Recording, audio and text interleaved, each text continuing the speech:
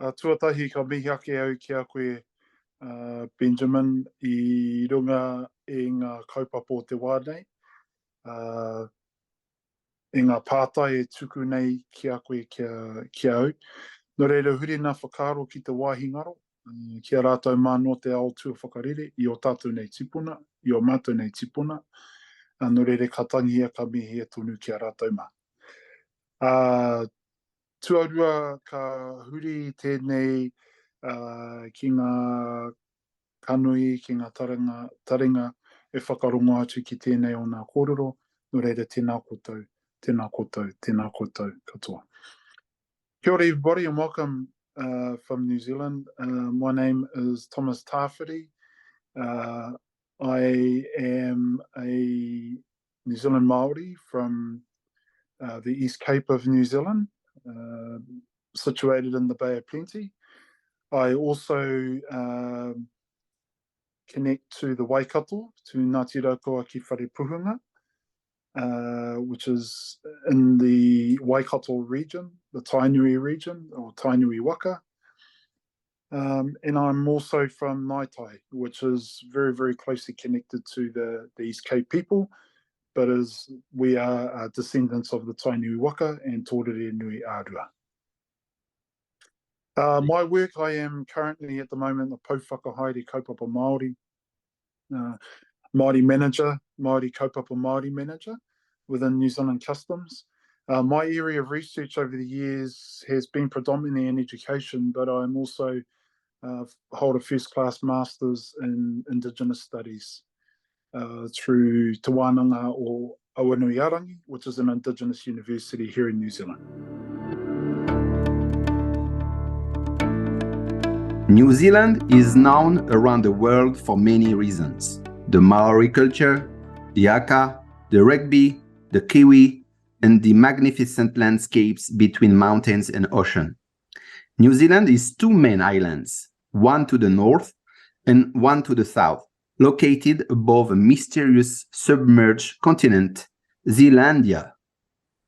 The classical history recalls us that Europeans first sighted New Zealand on 13 December 1642.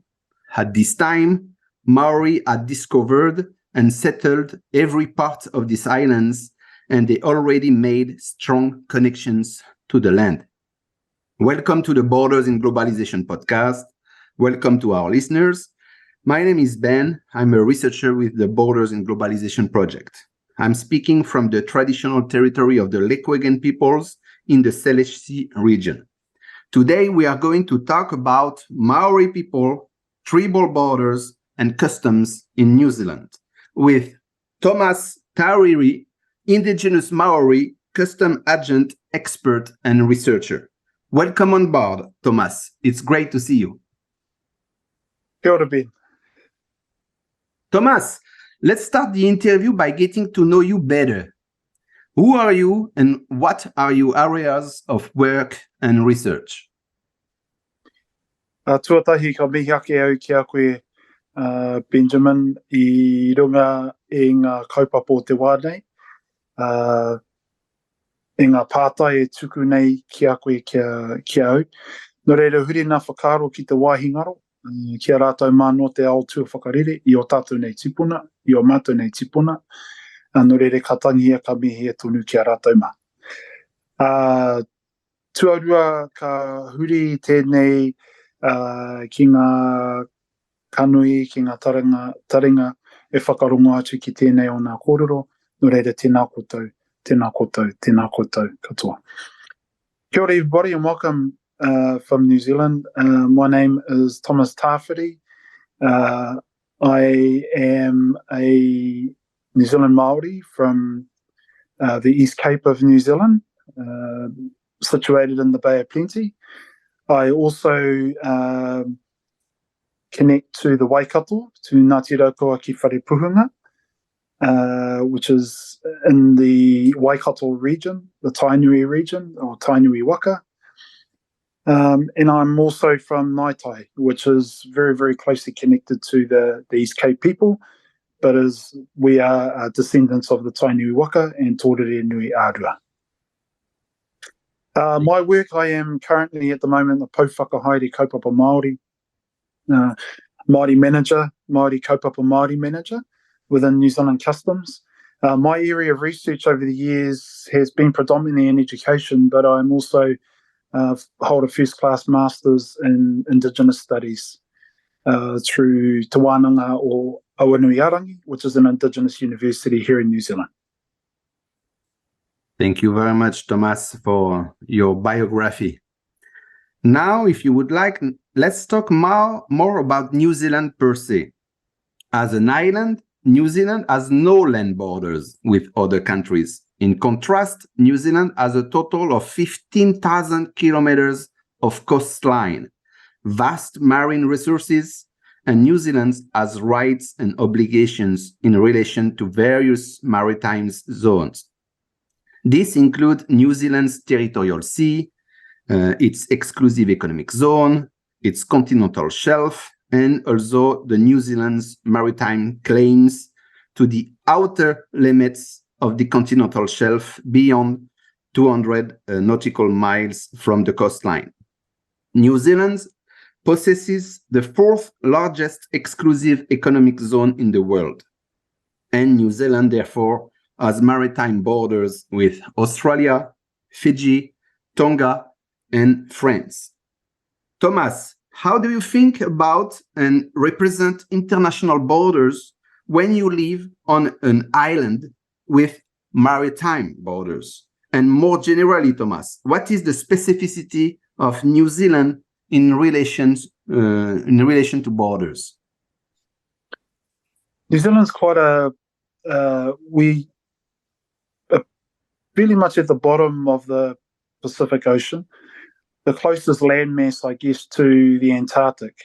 So our borders in particular are not like any landlocked borders similar to what you have in the Americas or in Europe or Africa. So in order to get to New Zealand, you either fly here or you come via a boat. So our marine borders, our isolation is probably one of our biggest advantage in terms of borders, but also one of the disadvantages of being so far away from everybody else. So our closest relations or landmass to us is Australia, who we share quite a close affinity to. And of course, the small islands of the Pacific are also quite closely connected to us, not only genealogically through the Polynesian connection, but also through economic ties or, in terms of always sort of having New Zealand in their backyard to be able to support them in times of need.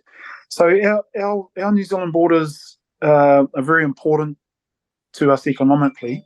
And at the moment, we have quite close economic ties to the Pacific region as well as Australia and Greater Asia. The main reason for our borders is for simple things of people management, people coming and going to our countries, mainly through tourism, or coming here, migrating here to New Zealand, and also with the goods coming in and out of New Zealand. So our trade is very important to us, and similarly our movement of people in and out of our country. So that's the main purpose of our current borders. We have legislation that underpins what we do on our borders, but we'll talk about that a little bit later in the interview. Thank you, Thomas. Let's speak now about Maori people. We can speak about Maori people and their very interested and strong culture. The Maori are a people of Polynesian origin, as you said, indigenous Polynesian peoples with distant roots in the Lapita civilization.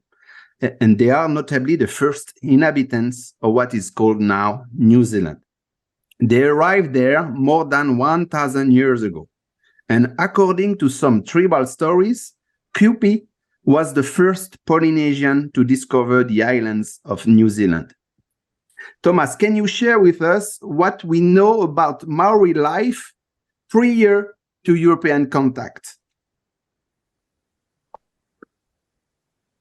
So the origins of the Māori people from what we understand from the current and past research, particularly the genetic research that has happened over the last 20 years or so, links the New Zealand Māori people quite closely to the Eastern Polynesian people. So when we talk about the Eastern Polynesian people, we're talking about the Cook Island people, the Tahitian, the Hawaiian, and the Easter Islanders, which make up predominantly the Eastern Polynesia islands. The Eastern Polynesian people, again, through the Lapita culture, as you mentioned, Benjamin, the Eastern Polynesian people, one of the theories that talk about the origins of the Eastern Polynesian people are from the western side of Polynesia. So the migration from Western Polynesia into Eastern Polynesia is well recorded and well researched in lots of documents. You can find lots and lots of information about the connection between Western and Eastern Polynesia. So it talks about the Māori people coming from Western Polynesia, which is Tonga, Samoa, moving into Eastern Polynesia and populating the islands of Tahiti. That was the most recent sort of movement of the Polynesian people. And the Lapita culture also supports that historically and archaeologically in some of the evidence that's been found.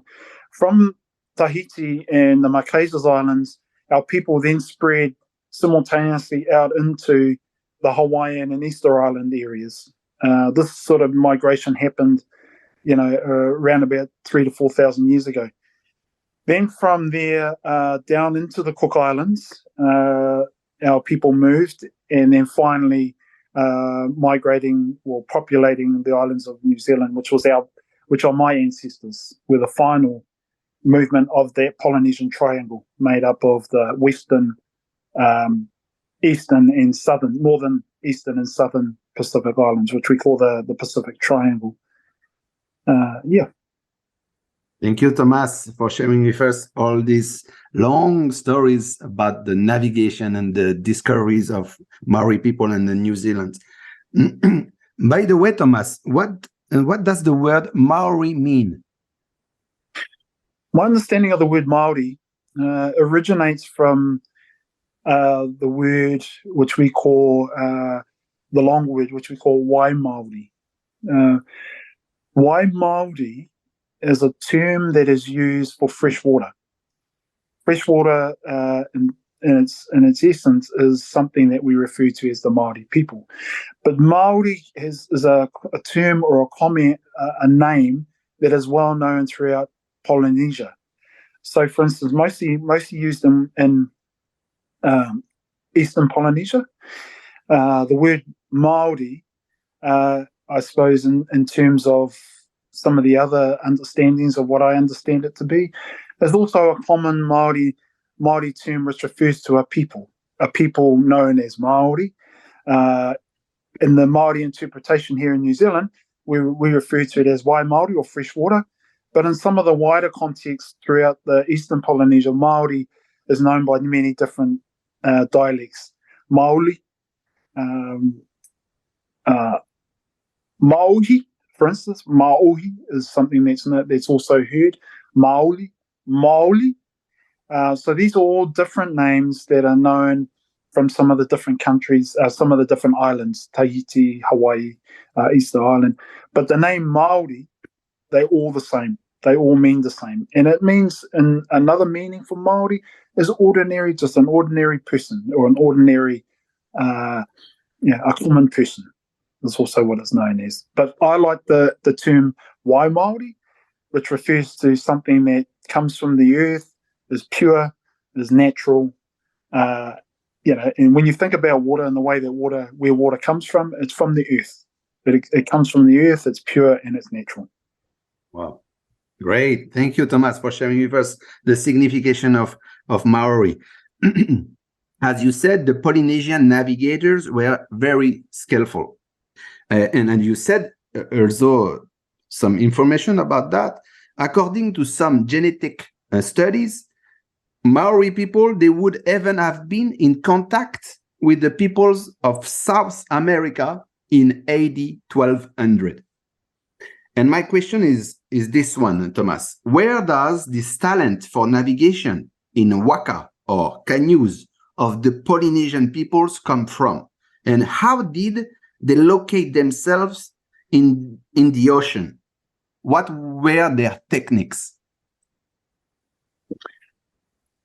Of course, the Māori navigation and the ability to be able to navigate through the biggest ocean in the world, the Pacific Ocean, it's something for an expert to talk about. I can talk a little bit about it from what I understand, but there's a depth of knowledge and information and understanding of Polynesian navigating, which goes thousands and thousands and thousands of years back in our Polynesian history.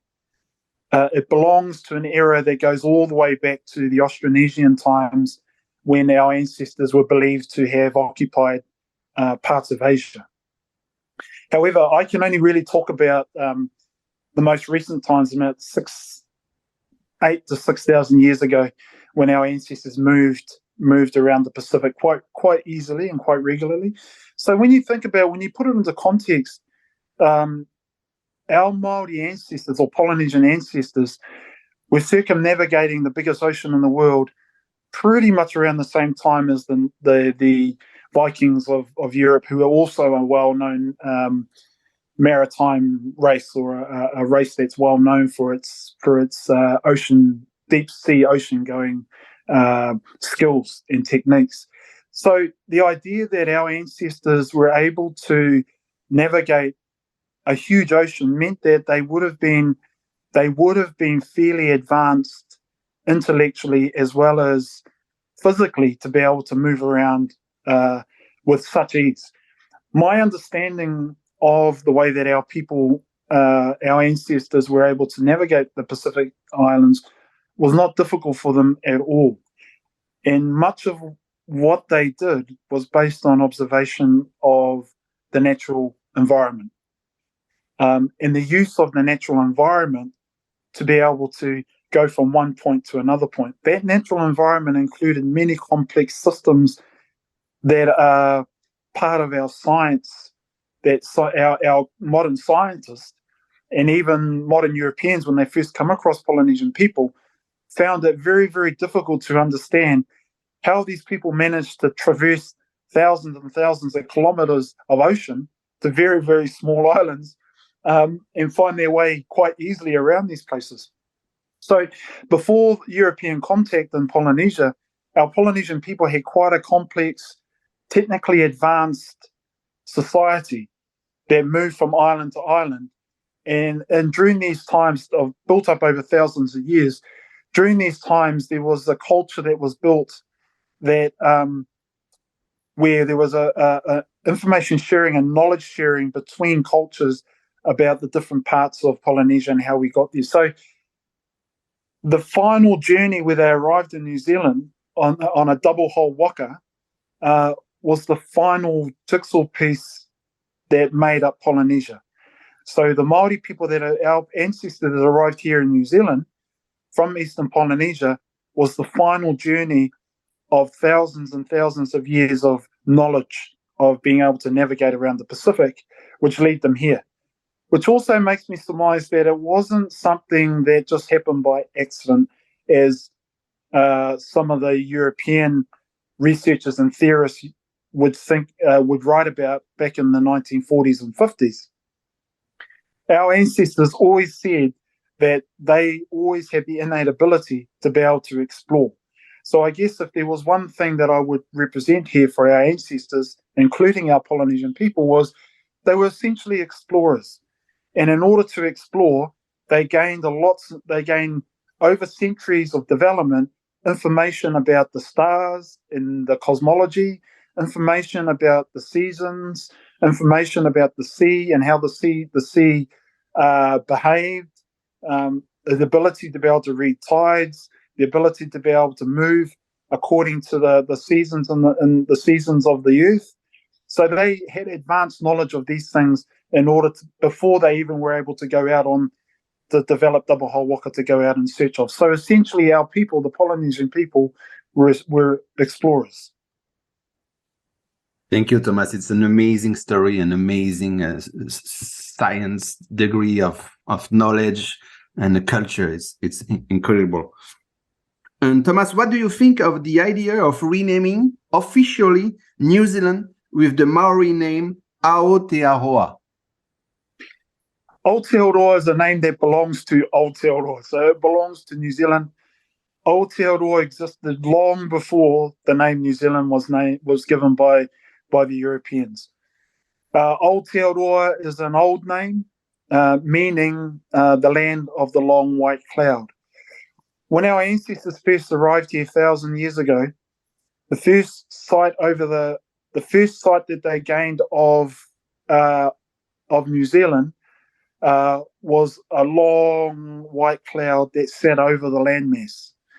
That's where the name came from. So our ancestors, when they first arrived, and I remember I noticed that you mentioned kupe in your first introduction of the arrival of our people here. And kupe is a very, very important ancestor and a very important character in the history of New Zealand. He is said to have been the first of our Māori navigators, our Māori explorers, to discover New Zealand, Aotearoa New Zealand. And of course, the name itself originated from his time, that when he first saw this huge landmass that he came upon, and like I said, it wasn't by accident. I think it was intentional, that they already knew about this land that existed here. And how they already knew was the indicators of the environment, of the natural environment, told them that down south, ki te tonga, or te taitonga, existed landmass. And they could tell this by the fact that one of the key indicators of a landmass existing in the south of the Pacific was watching and observing our birds, for instance. Certain birds were arriving via their islands or past their islands to either feed there or breed from somewhere. They can't have just come from the sea. They had to have come from a landmass. And this was another indicator that, famous explorers like Kupe understood where these lands were situated. The other thing which is quite interesting, like I said, I'm not an expert in navigation or wayfaring, but what I can tell you from my own knowledge of this, what our early explorers understood in those early days was the ability to be able to read stars, and being able to read stars that connected them to land masses around the earth. They were able to understand and read the stars seasonally, because the stars changed position in the sky. They were able to then connect different star constellations to different parts of land masses that existed on the earth. And this, I believe, is how Kupe, for instance, when he ventured here, knew that Aotearoa New Zealand already was here. And he already knew that when he came here. There was a deliberate opportunity for him to come down and find these islands, these beautiful islands that we call home. And by doing that, he also came here to have a look around. So Kupe, when he came here, he stayed for quite a long time. He traversed the islands themselves, named a number of landmarks around New Zealand, Aotearoa New Zealand, before returning back to the islands to tell the people, hey, I've found this place and I've left some landmarks there for you to be able to go there and find these landmarks that I've left for you. So what he did was, when he came here, not only did he come here and discover Aotearoa New Zealand, but he left a really important markers for future navigators to navigate to when they came here. Mm. And that's the reason why he returned back to the islands, Eastern Polynesia, and told the people. And then some generations later, they travelled here and they utilised the landmarks that were left by Kupe for them to be able to navigate to this place. Wow. Very great story. Thank you, Thomas, for sharing all these beautiful stories with us. In the following discussion, Thomas, we will focus on political and legal documents of the highest importance for Maori people. From the Maori perspective, Thomas, how do you interpret the Declaration of Independence signed in 1835 and 1839 between English representatives and several Maori chiefs? And at this time, there was an union of the tribes. What is the value of this document for the Maori people? I think the importance of understanding the Declaration of Independence that was signed by the Crown and our Māori chiefs at the time, it's important to think about what was going on in New Zealand at the time, but also the Whakaputanga, as it's referred to in Māori, the Māori language, the Whakaputanga, is the Māori name that we give for the Declaration of Independence. But simultaneously, what was happening around the world at the time that New Zealand was discovered, Aotearoa New Zealand was discovered by the European, simultaneously colonisation was happening worldwide. Although New Zealand was sort of maybe 50 years behind the rest of the world, the colonisation, the idea of colonisation by the major powers at the time, the British government, the French government, the Americans, around the world, and colonising different land in the world, was something that was happening, was mirroring what was happening around the world. For instance, in the United States, in America, in Canada, in Australia, in parts of Europe, in parts of Africa. So colonisation was a worldwide phenomenon. So it was almost inevitable that colonisation would come to New Zealand. The initial stages of colonisation virtually started with settlers and whalers coming to New Zealand, mainly in search of, seals, whales, because at that time there was a huge industry around whaling. So they came to these islands virtually following the pathway of the whales, and while they were at it, they got here. They ended up arriving here in New Zealand, but also following in the path of some early explorers that had been here, also like Captain Cook, who had also discovered these islands before the settlers. So they arrived here in New Zealand. A number of settlers and traders ended up coming to New Zealand. Now, the initial contact between Māori and Captain Cook wasn't particularly a positive one. Similar story when he met some of the other Eastern Polynesian cultures, the Hawaiians, the Tahitians, the Easter Islanders. So it wasn't a very positive interaction initially between Captain Cook and New Zealanders. But again, we don't have enough time to be able to talk about the colonisation of our New Zealand, but just to let our listeners know that the original contact with first European was not a positive one. And what actually happened was that was our Māori people's first introduction to the gun.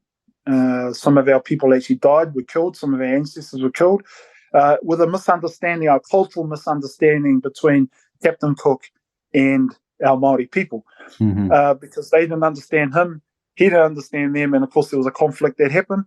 Captain Cook, to his credit, decided to take with him on his boat, the Endeavour, a couple of Tahitian navigators. And what he did was, in his next interaction with the Māori people, he decided to take with him his Tahitian navigators that were on his ship to communicate with the Māori people.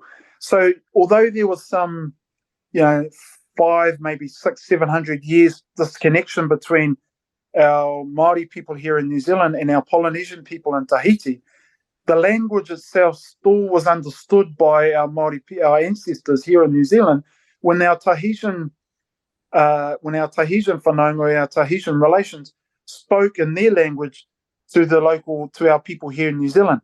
And there was an understanding that occurred between the two people. And remember that there was like a 500 to 700 year disconnection between Polynesia and our New Zealand and our ancestors here in New Zealand. So the Tahitian people spoke in Tahitian to our Māori people, which is Māori, and our Māori ancestors understood them. So they had an understanding between them, and they were able to explain to them why Captain Cook was here and what he wanted. So that was, when I talk about the first initial contact with European, what I'm trying to say here is that the initial contact wasn't a positive one. It was bloodshed that created the relationship between the first European and our ancestors. And it took our Tahitian relations to communicate with our Māori people. So how does that relate to the Whakaputanga? The Whakaputanga was designed by the relationship between the early European who had settled here, the settlers and the traders. Of course, following in the settlers and the traders, following them were also the missionaries. So the missionaries came here to New Zealand. They initially arrived in the north and in the northern with the northern people, and of course that's where the Bible or Christianity began. It had its roots in the northern part of New Zealand, and the missionaries shared the message of the Bible and the idea of one God with our ancestors that had settled in the north. So our tribes in the north were the first people to really be engaged with the European, not only in language, but also with trade in terms of trading natural resources to support the traders and the settlers in terms of their arrival here in New Zealand, because they needed natural resources to fix their boats, to share food. They needed replenishing of their resources that they need on that. So that early entrepreneurial trade started between the early settlers and traders and our Māori people. So this was happening between them. Then the arrival of the missionaries, the Christian missionaries to New Zealand, then introduced literacy to our people in the north, who learned how to read and write. Mm-hmm. Now, it was important for them to be able to read and write, because to be able to understand the Bible and to be able to understand Christianity, they needed to read. So our early connection with the missionary people was a positive one, because it taught them to read and write, and it also meant that they were able to engage in some conversations. This is where the Whakaputanga came from, that our Māori chiefs were finding that there was more and more resources being needed by the settlers and the traders, and more demand for land and more demand for certain things, which our chiefs wanted to have an agreement with the powers or the colonial powers that were in the north at the time. So you have to remember, it wasn't just the British that were here at the time. You also had the French who were here, and you also had the Americans, because they were trading in settlers. They were trading nations also, hunting the whales and hunting seals, and they were wanting to trade with Māori for these things. So the Whakaputanga, or the Declaration of Independence, was signed by 35 chiefs in the north who agreed to have a relationship with these powers that arrived, particularly the colonial powers. So they were able to then have a dialogue around how things would be shared between the two trading partners. Great, Thomas. Thank you very much for sharing this important and very important context of this Declaration of Independence, or the Whakaputanga. Let's move, Thomas, now on the very important document of the Treaty of Waitangi. The Treaty of Waitangi is a legal document considered as the founding document of New Zealand. It is a treaty passed in 1840 between the representatives of the Crown and of the Maori iwi, or tribes, and Hapu, or sub-tribes, and its official legal status was recognized in 1975. In addition, a Waitangi tribunal has been created to verify the proper application of the treaty and to obtain redress against violations by the non-Maori, or Pakeas. Some believe that this treaty formally made New Zealand a British colony. Thomas, my question is this one. What is this treaty, and what is its importance for the Maori people? In the 5 years between the signing of the Declaration of Independence, or the Whakaputanga, in 1835, to the signing of the Treaty of Waitangi in 1840, there was huge upheavals or huge changes that were happening, which meant that and also not only within Māori, between the relationships between Māori and the Europeans, but there was also huge upheavals happening within the churches themselves. So also we had the Anglican Church, the Catholic Church, also vying for the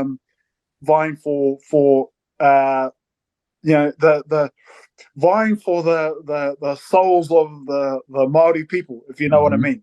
Mm-hmm. There was a competition going on also here. But the most important relationship that was starting to develop was the relationship with the colonial government. So at the time, the colonial governments that were represented here were the English and the French, to a lesser degree the Americans.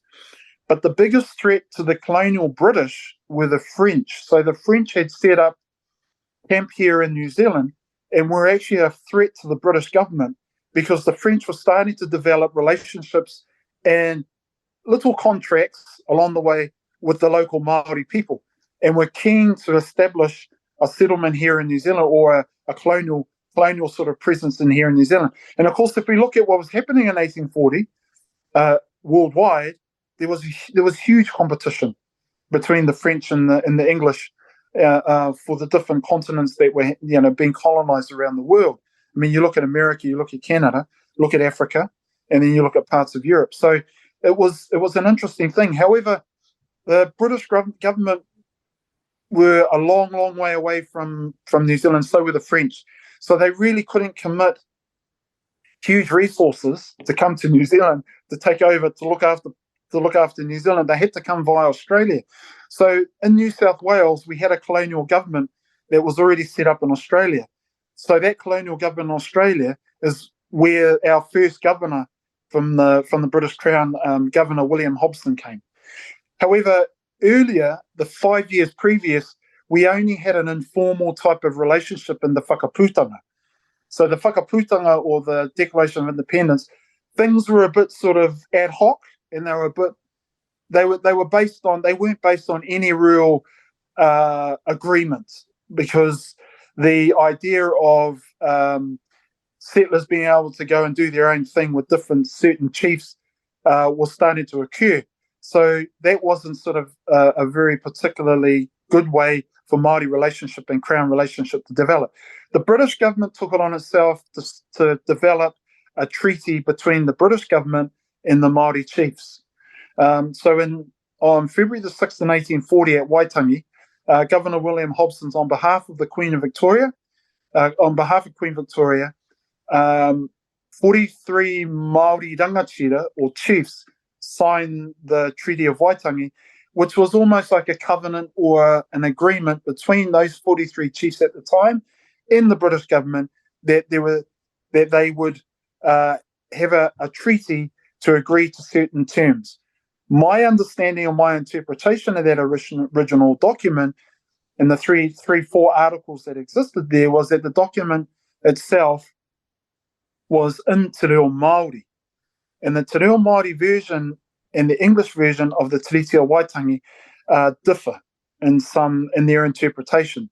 And it's interesting because at the time, you need to ask the question, who actually held the power of New Zealand at the time that the Treaty of Waitangi was signed? At the time, we are told that there were 2,000 settlers of different European origin, Scottish, British, Irish, American, French. 2,000 of them were in the north. And at the time, there were said to be about 100,000 New Zealand Māori living in the country. So you have to look at it and think, well, who actually had the power at the time? When you think of pure numbers and consensus, the consensus lay with the Māori people.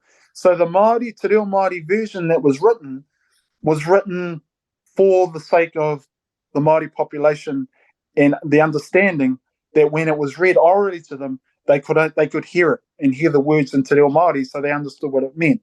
So the existence of both Māori and English and Māori texts is significant.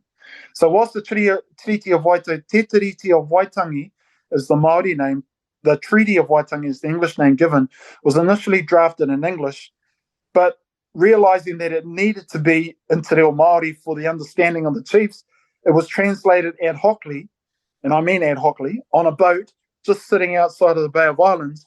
It was then translated into Reo Māori the night before, the day before, and then both versions were available for the Māori to sign. So it's interesting that at the time that the Te Reo Māori version was read and understood, and you have to also remember that the Māori chiefs at the time sat for quite a long time. They didn't just sign it overnight.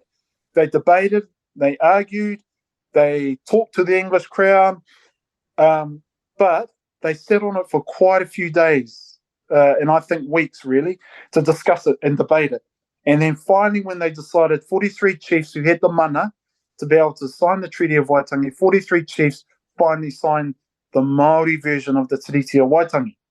And that Māori version went around the country following 1840, and 540 rangatira, or 540 New Zealand chiefs, signed the Māori version of Te Treaty of Waitangi. The English version itself, when you look at it, was signed by no more than 50 chiefs. So 540 chiefs signed the Māori version, 50 chiefs signed the English version. However, when you look at it, there are two concepts in particular which have been debated by our legal system for about 183 years, and it's still debated today. The word kawanatanga and the word Rangatiratanga. So the word kawanatanga, which appears in the Māori version, is a word that appears in the English version called sovereignty, which means that according to the English version, that our Māori chiefs ceded sovereignty. However, in the Māori version, it relates to Rangatiratanga, where our Māori chiefs believe that to be where they had total, exclusive, undisturbed rights of their lands and their taonga.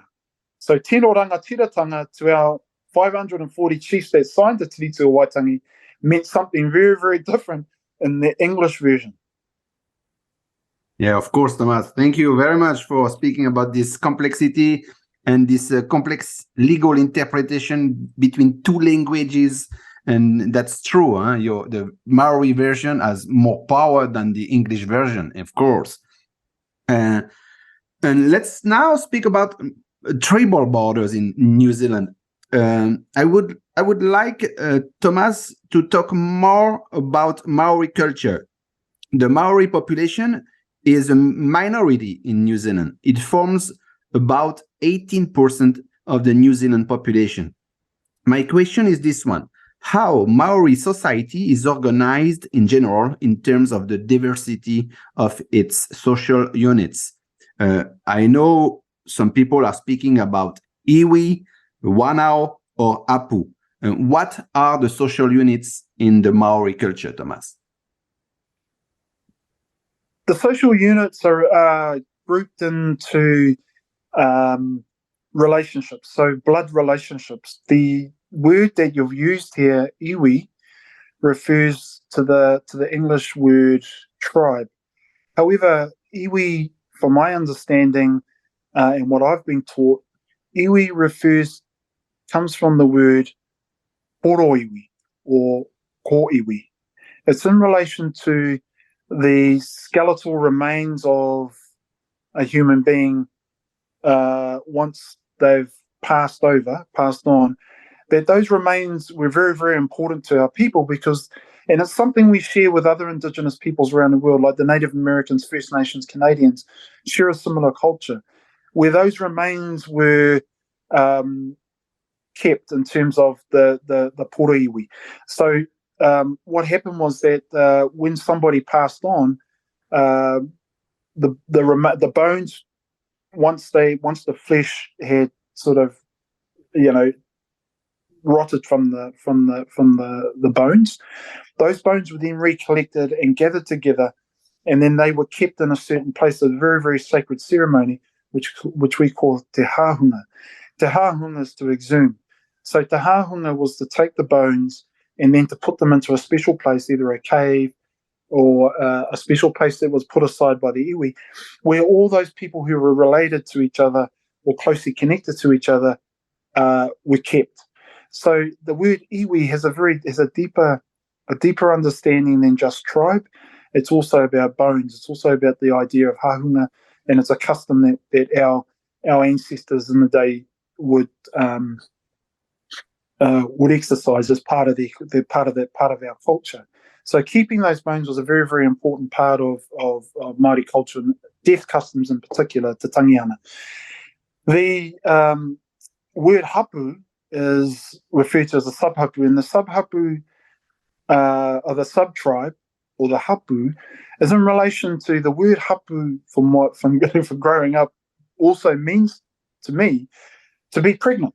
So when you refer to somebody that is hapu, you're referring to them as being pregnant. So in order for a whakapapa to be maintained, or for order for a family to maintain its whakapapa, it was very, very important that te uri whakaheke he mea tapu, he mea nui ki te iwi, ki te hapu rane. So what I'm saying is that the continuation of a tribe was the birth of a tribe, and particularly important members of that tribe was very, very important, because it connected you to your ancestors. And we follow a very in Māori culture, our genealogy is very, very important to us, and that we don't forget who we are and where we come from. So iwi and hapu and whanau. So the idea of whanau is to be born. Whanau, te whanau tanga mai. Te whanau tanga mai te pepe is a concept that we know also. So the birth of a family member is also called whanau. Is also about whanau. So the birth of a descendant of that ancestor. So all three concepts are quite closely connected. Iwi as a tribe, sub-tribe, but also refers to the poriwi, or the bones of a tribe. Hapu in terms of being hapu and then giving birth to. So that's the word sub-tribe or hapu. And then te whanau, to be born, or the family, is where these concepts originate from. So it's all in relation to what we call whakapapa. So whakapapa is our genealogical connections, our bloodlines, our kinship to each other. There is a saying or a whakatauki that goes, nā te whenua, nā te wahine, nā te whenua, I whatu ngaro ai te tangata. It refers to the fact that through woman and land, man is lost. That's not a derogatory comment about woman or about land. It's a comment that's made because without land and without woman, men cease to exist, really, because all the land becomes barren. Because you cannot have descendants belonging to a land if you do not have the important element, which is our women. And our women are the childbearers of our future generations, and they also are linked to the past, because our women play quite an important role in Māori culture. Contrary to belief, where, in some cultures women are not treated with that type of respect, but they are in whakapapa.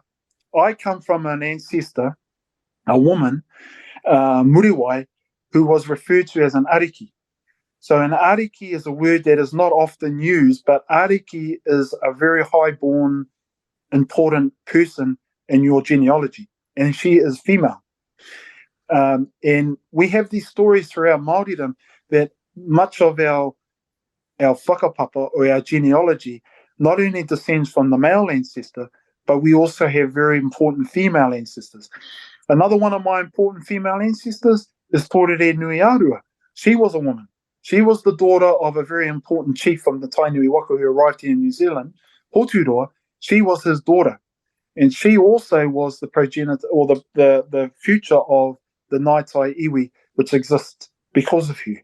So as you can see, in that whakatauki that I used, our women were very, very important as childbearers, as the continuation of a tribe, and the continuation of a sub-tribe, and the continuation of whānau. So that is basically the way that it works. I like to think of whānau initially, whānau being more about your immediate whānau, your grandparents, pretty much your grandparents, your parents, and down to yourself. The hapu is more wider in terms of your great-grandparents and the families that come off your great-great-grandparents, or a key ancestor maybe 3 to 4 generations previously, where lots of families come off those. And then your iwi is in relation to one common ancestor. For instance, Muriwai, she was an ancestor from the Mātātua Waka. So the Mātātua Waka had a number of key ancestors that came off it. My tribe descend from Muriwai, so we descend from her. However, Tūhoe, for instance, descend from another ancestor. Ngātiawa descend from another ancestor. So these are how the tribes ended up developing, and right down to the recent times now. I'm said to be about 28 generations from my original ancestors that arrived here. Maybe 28, 29 generations. Thank you, Thomas. Amazing introduction about tribal borders and social units in New Zealand. I have read in the Maori culture that each tribe or sub-tribe and each individual is endowed with a mana. What is a mana, Thomas? Mana is a very powerful word in Māori culture. Not used lightly in reference to people. However, by the mere fact that you are Māori, you are born with mana. So you have intrinsic mana.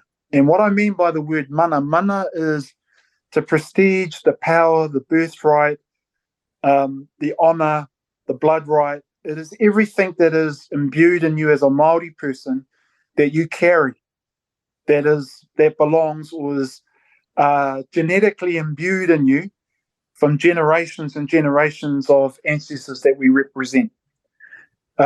So the idea of mana, as I said, is something that intrinsically is within you already. It's something that you refer to. But the other way, with the other idea of mana, and one of the traditional ways in which it was imparted on people or given to people, was through your actions as somebody who was either a great warrior, a great fighter, or great warrior, somebody of great artistic ability, somebody of great intelligence, somebody who was born with a whakapapa, where they descend from chiefs. Like I said, you already are born with mana if you descend from chiefs, and everybody in New Zealand can relate to that, because we all whakapapa in some way to a common ancestor.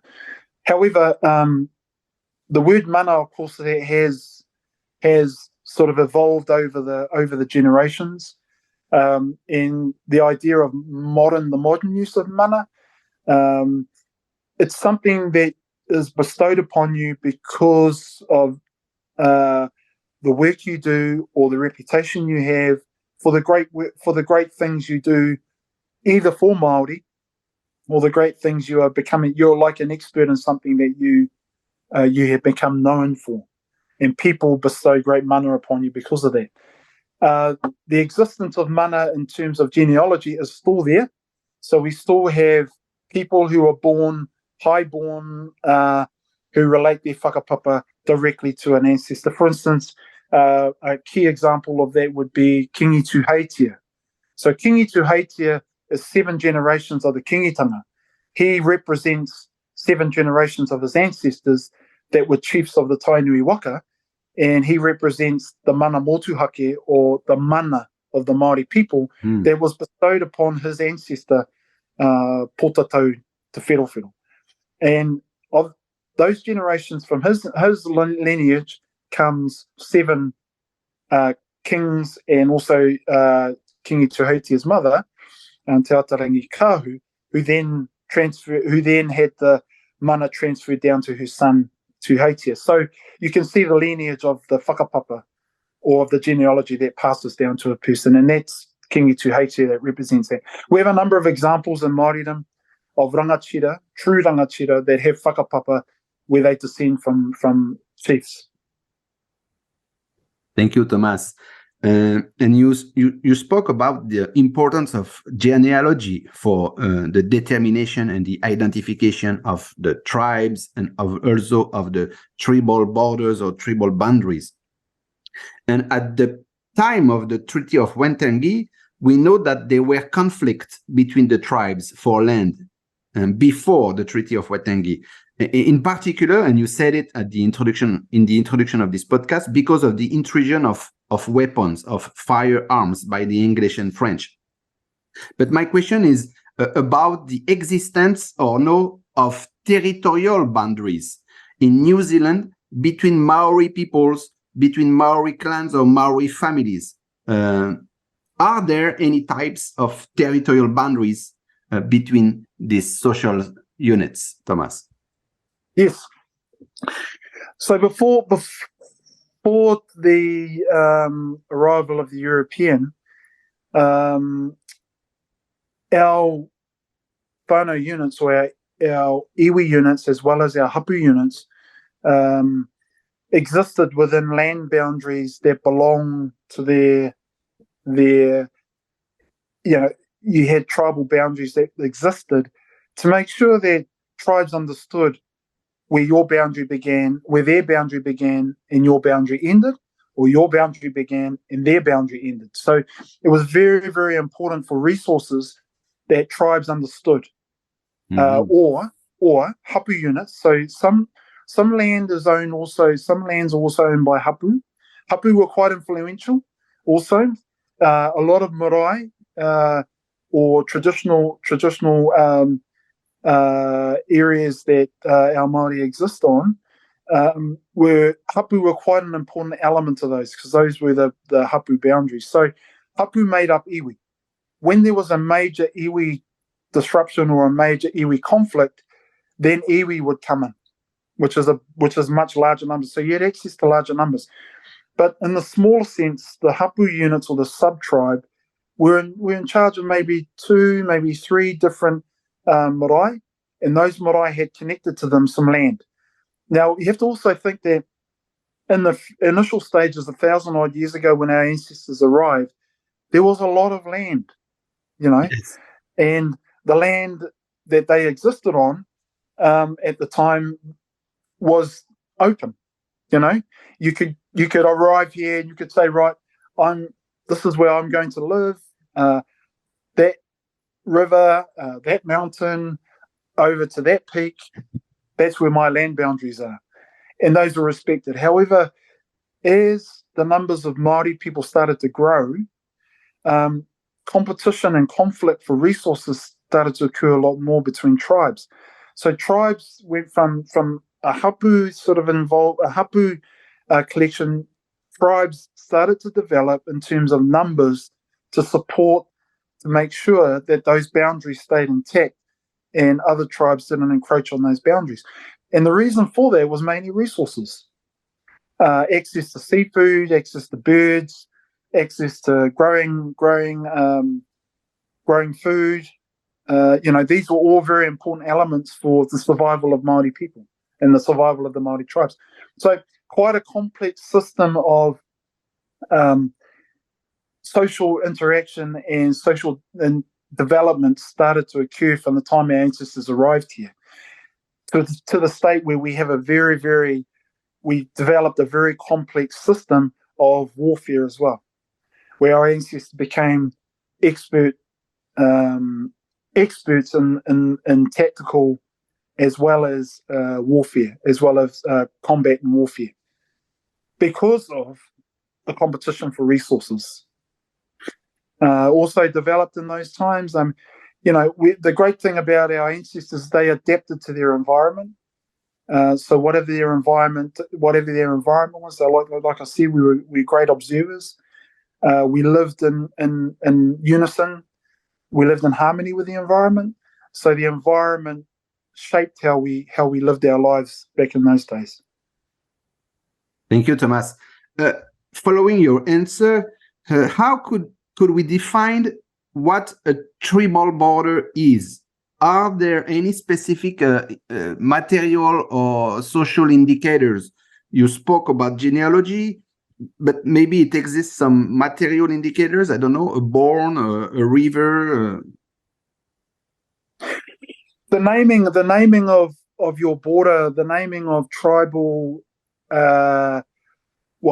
tribal identity often involved the naming of certain landmarks or the naming of certain places after certain ancestors, or certain parts of your tribal area that was named after something. So this was really, really important because your tribal boundary, the names were very important to remember, because those were the names that were referred to as your tribal boundary for other tribes to know that this river, this peak, this mountain, these even right down to these group of trees, this group of clearing, they were very, very important places that were named after the tribe. And the tribe would name them, or the Hapu, the sub-tribe, would name them specifically to make sure that those were in ownership of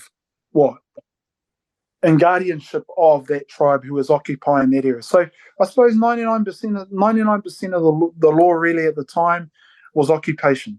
And you have to remember that the occupation of certain areas of land also had certain areas that were tapu, or sacred.